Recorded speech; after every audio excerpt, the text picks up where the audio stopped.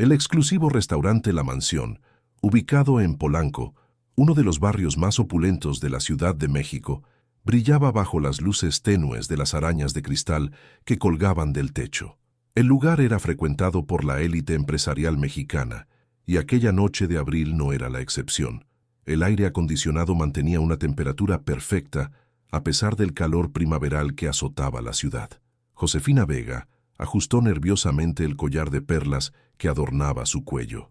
A sus 32 años, su belleza natural resaltaba con el vestido negro que había elegido para la ocasión, la cena anual de ejecutivos de Grupo Industrial Riviera, donde su esposo Miguel Sotomayor ocupaba el cargo de director financiero. ¿Estás segura de que ese vestido es apropiado?, había cuestionado Miguel esa tarde, examinándola con ojos críticos. Es la primera vez que conocerás a don Eduardo Riviera. Las apariencias lo son todo. Josefina había ignorado el comentario.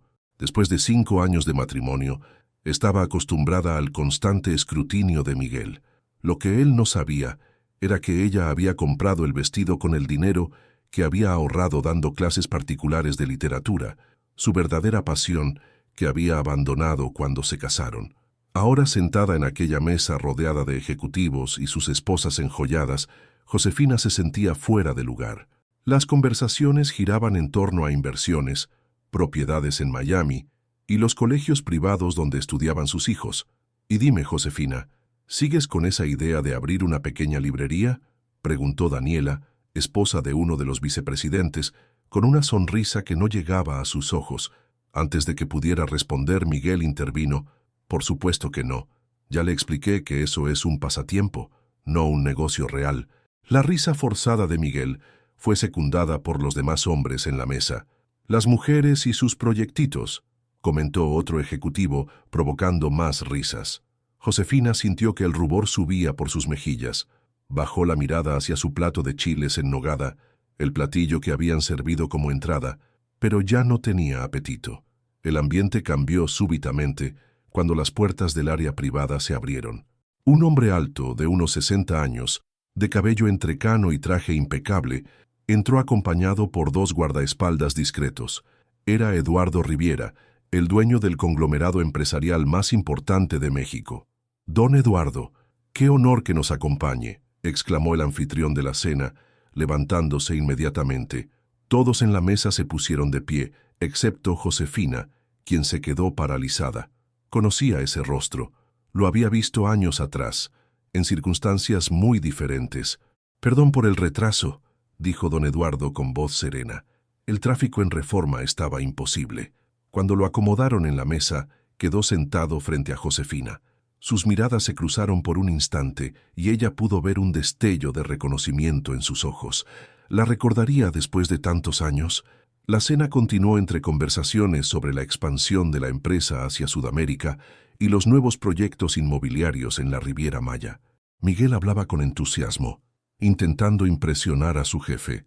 «Con mi nueva estrategia financiera, estimo que podríamos aumentar las ganancias en un 15% para el próximo trimestre», declaró Miguel, bebiendo su tercera copa de vino tinto. «Interesante», respondió don Eduardo, aunque su atención parecía más centrada en Josefina. «¿Y usted, señora Sotomayor, qué opina de los negocios de su esposo?». Un silencio incómodo cayó sobre la mesa. Miguel se tensó visiblemente. «Mi esposa no está familiarizada con estos temas, don Eduardo», intervino rápidamente. «Ella se dedica a... Bueno, actualmente no se dedica a nada en particular». Josefina sintió como si le hubieran dado una bofetada. «De hecho», dijo ella, encontrando su voz, «estoy desarrollando un proyecto para promocionar la literatura mexicana contemporánea en escuelas públicas». Miguel la miró con una mezcla de sorpresa y molestia. «¿Un proyecto?», preguntó con desdén, el alcohol aflojando su lengua. «No me hagas reír, Josefina. Eso no es un proyecto, es un pasatiempo que no genera ni para comprar tus zapatos». Las risas incómodas de los demás ejecutivos alimentaron la crueldad de Miguel. «Si no fuera por mí, seguiría siendo una simple maestra mal pagada. Todo lo que tienes es gracias a mi trabajo. Mírate usando ese collar de perlas que te regalé. Sin mí, serías una mendiga». El silencio que siguió fue ensordecedor. Josefina sintió que el mundo se detenía a su alrededor. Las lágrimas amenazaban con brotar, pero se negó a darle esa satisfacción. Levantó la barbilla y miró directamente a su esposo, pero antes de que pudiera responder, una voz firme interrumpió. «Suficiente». Don Eduardo Riviera se había puesto de pie, su imponente figura dominando la mesa. Su expresión era serena, pero sus ojos reflejaban una furia contenida. «Señor Sotomayor, creo que ha bebido demasiado. Le sugiero que se retire y reflexione sobre su comportamiento». Miguel palideció. «Don Eduardo, no era mi intención. Nos veremos en mi oficina el lunes a primera hora», lo interrumpió el empresario. Luego, dirigiéndose a Josefina con una mirada sorprendentemente cálida, añadió: «Señora, ¿me permitiría unos minutos de su tiempo? Me gustaría hablar con usted en privado». La terraza del restaurante ofrecía una vista panorámica del Paseo de la Reforma, con sus luces brillando como estrellas terrenales contra el cielo nocturno de la Ciudad de México. El aire fresco contrastaba con la atmósfera sofocante que Josefina había dejado atrás en el comedor privado. Eduardo Riviera le ofreció un asiento junto a la barandilla de cristal templado. A lo lejos, el Ángel de la Independencia se alzaba majestuoso, iluminado por reflectores que resaltaban su dorado resplandor. «Lamento profundamente el comportamiento de Miguel», dijo don Eduardo, mientras un mesero discreto le servía café. «Ninguna mujer merece ser tratada así, especialmente usted, Josefina». Ella lo miró con curiosidad. La familiaridad con que pronunció su nombre confirmaba sus sospechas. «Me recuerda, ¿verdad, don Eduardo?». El empresario sonrió con nostalgia. ¿Cómo olvidar a la brillante estudiante que ganó el concurso nacional de ensayo hace 10 años? Tu análisis sobre García Márquez y su influencia en la literatura latinoamericana contemporánea fue extraordinario. Josefina sintió una mezcla de orgullo y tristeza. Ese concurso había sido el punto culminante de su carrera académica antes de conocer a Miguel.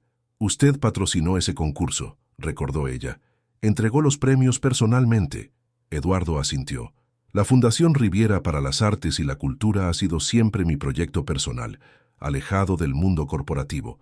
Predije que llegarías lejos en el ámbito literario. Me sorprendió no volver a escuchar tu nombre en los círculos académicos».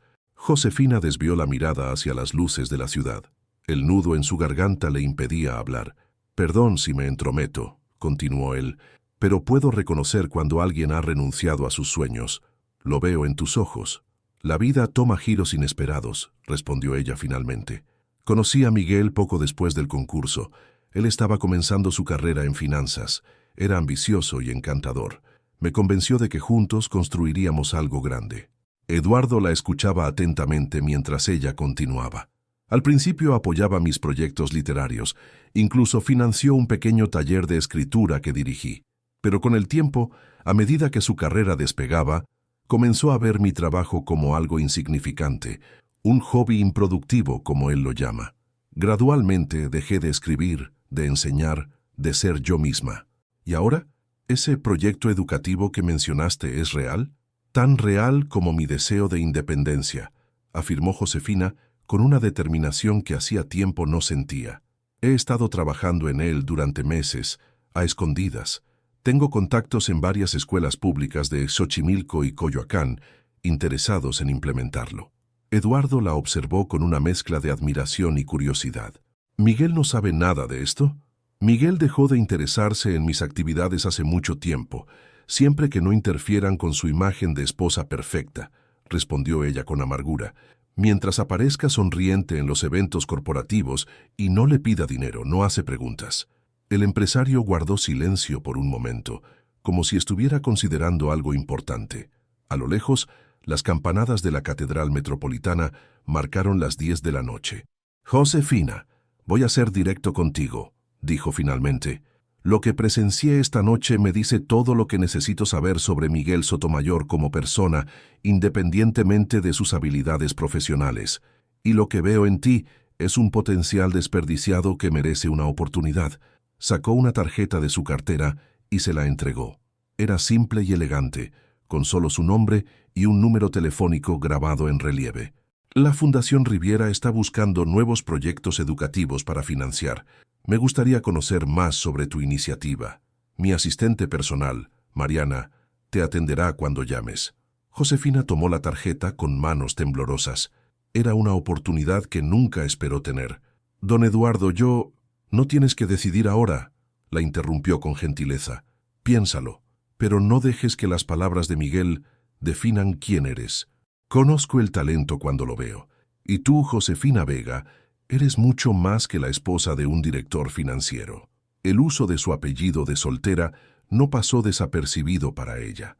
Eduardo Riviera la veía como la persona que era antes de convertirse en la señora de Sotomayor. Cuando regresaron al comedor, Miguel ya no estaba. Según le informaron, había tomado un taxi a casa, visiblemente alterado. La cena había concluido, y los demás invitados se despedían con la incomodidad de quienes han presenciado una escena desagradable. «Mi chofer puede llevarte a tu casa», ofreció don Eduardo. «Preferiría ir a otro lugar esta noche», respondió Josefina, sorprendiéndose a sí misma por su determinación. «Entiendo», asintió él. «Puedo sugerir el Hotel Las Alcobas. Es discreto y seguro. Me aseguraré de que tengas una suite disponible». Mientras el elegante Mercedes-Benz negro de don Eduardo se alejaba del restaurante, Josefina observó la tarjeta entre sus dedos. Por primera vez en años, sentía que tenía opciones. La humillación de esa noche, en lugar de destruirla, había encendido algo en su interior, la chispa de la rebeldía, de la dignidad recuperada. Su teléfono vibró con mensajes de Miguel. Disculpas apresuradas mezcladas con reproches velados, preocupación por su reunión con don Eduardo, miedo por su futuro en la empresa. Josefina los leyó sin responder. Esa noche, en la lujosa suite del hotel con vista al bosque de Chapultepec, Josefina abrió su laptop y comenzó a trabajar en el proyecto que había mantenido en secreto. Ya no era un pasatiempo, era su boleto hacia la libertad. El lunes por la mañana, la torre de cristal y acero que albergaba las oficinas centrales del Grupo Industrial Riviera en Santa Fe brillaba bajo el sol primaveral. En el piso 40, Miguel Sotomayor esperaba fuera del despacho de don Eduardo, con el traje impecable pero el rostro marcado por la ansiedad. Llevaba 2 días sin ver a Josefina. Ella no había regresado a casa después de la fatídica cena, y sus llamadas y mensajes solo habían recibido respuestas cortantes. «Necesito tiempo para pensar. No me busques». Cuando la asistente de don Eduardo finalmente lo invitó a pasar, Miguel ensayó mentalmente sus disculpas una vez más. Estaba preparado para humillarse si era necesario. Su carrera dependía de ello. Lo que no esperaba era encontrar a Josefina sentada frente al escritorio de caoba de su jefe, con una taza de café en la mano y una carpeta de documentos abierta frente a ella. «Miguel», lo saludó don Eduardo con formalidad. «Puntual, como siempre. Toma asiento». Miguel obedeció, lanzando una mirada confusa hacia su esposa. Ella llevaba un traje sastre color crema que nunca le había visto antes. Su postura era diferente, más erguida, más segura. «Josefina me estaba poniendo al tanto de su proyecto educativo», explicó don Eduardo. «Es realmente impresionante lo que ha desarrollado». «¿Proyecto?». Miguel miró a su esposa con incredulidad. «No sabía que tenías algo tan formal».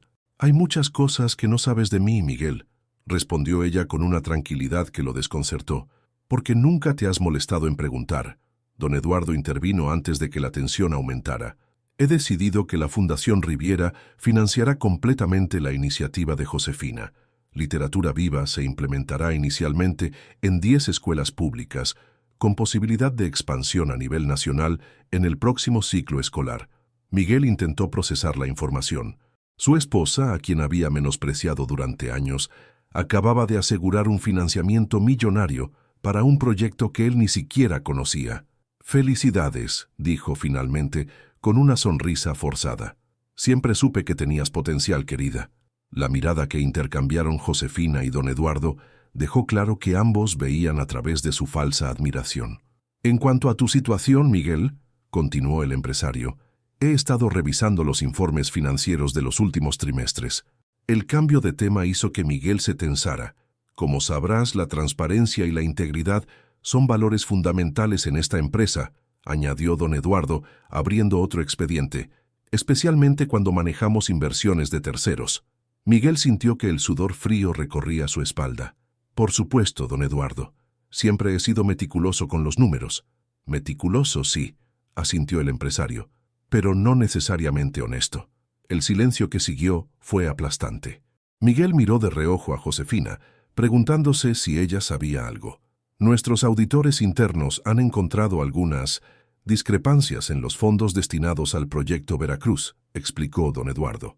Curiosamente, coinciden con la compra de tu casa en Las Lomas y tu colección de relojes de lujo. Debe haber un error, balbuceó Miguel. Yo nunca... Te daré la oportunidad de aclarar estos hallazgos, lo interrumpió don Eduardo. Mientras tanto, quedas suspendido de tus funciones. La junta directiva será informada esta tarde. Miguel palideció. Todo su mundo se desmoronaba frente a sus ojos. Don Eduardo, por favor, puedo explicarlo. Fue solo un préstamo temporal. Iba a devolverlo todo. ¿Un préstamo? La voz de Josefina cortó el aire como un cuchillo. ¿Es por eso que insististe en que firmara esos documentos el año pasado? ¿Los que dijiste que eran solo formalidades para el banco? La expresión culpable de Miguel confirmó sus sospechas. Usaste mi firma, continuó ella conectando las piezas. Por eso estabas tan nervioso cuando mencioné que quería revisar nuestras finanzas. Don Eduardo observaba el intercambio con interés, como quien confirma una teoría. Miguel, dijo finalmente, te sugiero que contactes a un abogado. Dependiendo de lo que encuentren los auditores, esto podría tener consecuencias legales. ¿Me están despidiendo? La voz de Miguel sonaba distante, incrédula. Eso lo decidirá la Junta, respondió don Eduardo. Pero sí puedo decirte que tu comportamiento del viernes, sumado a estas irregularidades, no augura nada bueno para tu futuro en esta empresa. Miguel se volvió hacia Josefina, el pánico evidente en sus ojos. Josefina, tienes que ayudarme. Somos un equipo, ¿recuerdas? Todo lo que hice fue por nosotros, por nuestro estilo de vida. Ella lo miró con una mezcla de lástima y desprecio. ¿Un equipo? Me llamaste mendiga frente a todos tus colegas. Me hiciste creer durante años que mis sueños no valían nada. Y ahora descubro que posiblemente me has involucrado en un fraude. Se levantó con dignidad y recogió su carpeta. Don Eduardo, si me disculpa, tengo una reunión con Mariana para ultimar los detalles del proyecto. Adelante, asintió el empresario. Estaré contigo en unos minutos. Cuando Josefina salió de la oficina, Miguel se desplomó en su silla. Lo has planeado todo, ¿verdad?, murmuró, mirando a don Eduardo con una mezcla de respeto y temor. Usar a mi esposa para destruirme. El empresario lo miró con serenidad. Te destruiste solo, Miguel. Yo simplemente reconocí el valor de alguien a quien tú despreciaste. En los negocios, como en la vida, ese es un error que no me puedo permitir. 6 meses después, el auditorio de la Biblioteca Vasconcelos estaba repleto. El lanzamiento oficial del programa Literatura Viva había atraído a educadores, funcionarios públicos y medios de comunicación. En la primera fila, estudiantes de las escuelas piloto escuchaban con atención mientras Josefina Vega explicaba la metodología del proyecto que transformaría la enseñanza de la literatura en las escuelas públicas mexicanas. La literatura no es un lujo, es una necesidad, afirmaba con pasión desde el podio. Es el espejo donde nos reconocemos como sociedad y el puente que conecta nuestras experiencias individuales con lo universal. Entre el público, don Eduardo Riviera observaba con satisfacción. La inversión de su fundación estaba dando frutos más allá de lo esperado. El programa no solo había revitalizado el interés por la lectura en las escuelas participantes, también había descubierto jóvenes talentos literarios en barrios marginados que ahora tenían acceso a becas y tutorías. Al terminar la presentación, los aplausos resonaron en el espacio diseñado por Alberto Kalach. Josefina saludó con una inclinación de cabeza, buscando con la mirada a su madre entre el público. Doña Carmen, quien había viajado desde Oaxaca para la ocasión, le devolvió el saludo con lágrimas de orgullo. En los meses transcurridos desde aquella fatídica cena en la mansión, la vida de Josefina había dado un vuelco completo. El escándalo financiero de Miguel había ocupado brevemente los titulares de la prensa económica. Tras una investigación exhaustiva, se había descubierto que había malversado fondos por más de 20 millones de pesos. Actualmente, enfrentaba un proceso judicial y había perdido todo prestigio en el mundo corporativo. La separación legal había sido difícil, pero necesaria. Josefina había contado con el apoyo de los mejores abogados, proporcionados discretamente por don Eduardo, para proteger su patrimonio y demostrar que no había tenido conocimiento de las actividades fraudulentas de su esposo. Ahora vivía en un acogedor apartamento en Coyoacán, cerca del centenario Jardín Centenario, donde disfrutaba de paseos matutinos antes de sumergirse en el trabajo. Había recuperado no solo su independencia económica, sino también su identidad. Después del evento, mientras los asistentes disfrutaban de un cóctel en el jardín de la biblioteca, Josefina se encontró cara a cara con don Eduardo. «Impresionante presentación», la felicitó él, entregándole una copa de champagne. «Has superado todas mis expectativas». «Gracias por creer en mí cuando ni yo misma lo hacía», respondió ella con sinceridad. «No fue difícil», sonrió él. «Vi en ti lo mismo que vi hace 10 años. Determinación, inteligencia y autenticidad. Cualidades escasas en cualquier ámbito». Josefina observó al empresario con curiosidad. A pesar de trabajar juntos durante meses, seguía siendo un enigma para ella. «¿Puedo preguntarle algo personal, don Eduardo?» Él asintió. «¿Por qué se interesó tanto en ayudarme? Hay miles de proyectos educativos buscando financiamiento y miles de matrimonios infelices en este país». Don Eduardo contempló la pregunta, mientras observaba el atardecer que bañaba de tonos dorados y rojizos la arquitectura brutalista de la biblioteca. «Mi madre fue maestra rural en Michoacán», reveló finalmente. «Una mujer brillante que nunca tuvo la oportunidad de desarrollar todo su potencial debido a las circunstancias y a un matrimonio que la limitó. Fundó una pequeña biblioteca comunitaria con libros donados y cambió la vida de muchos niños de su pueblo». Hizo una pausa, como si viajara a través de recuerdos lejanos. «Cuando murió encontré entre sus pertenencias manuscritos, cuentos, ensayos, incluso una novela inconclusa. Un talento que el mundo nunca conoció. Me prometí entonces que si algún día tenía los medios, apoyaría a personas con ese mismo fuego interior que vi en ella». Josefina sintió que sus ojos se humedecían. No esperaba una respuesta tan personal. «Cuando te vi esa noche, soportando la humillación con dignidad, reconocí esa misma fuerza. Y cuando Miguel te llamó mendiga, vi la oportunidad de corregir una injusticia». «¿Sabía lo de los fraudes de Miguel antes de esa noche?», preguntó ella. «Tenía sospechas», admitió él. «Los auditores habían notado irregularidades, pero necesitábamos pruebas. Tu testimonio fue crucial». Josefina asintió, procesando la información. Había sido parte de un plan más grande, pero no se sentía utilizada. Al contrario, sentía que había recuperado el control de su propia historia. «¿Y ahora qué sigue para ti, Josefina?», preguntó don Eduardo.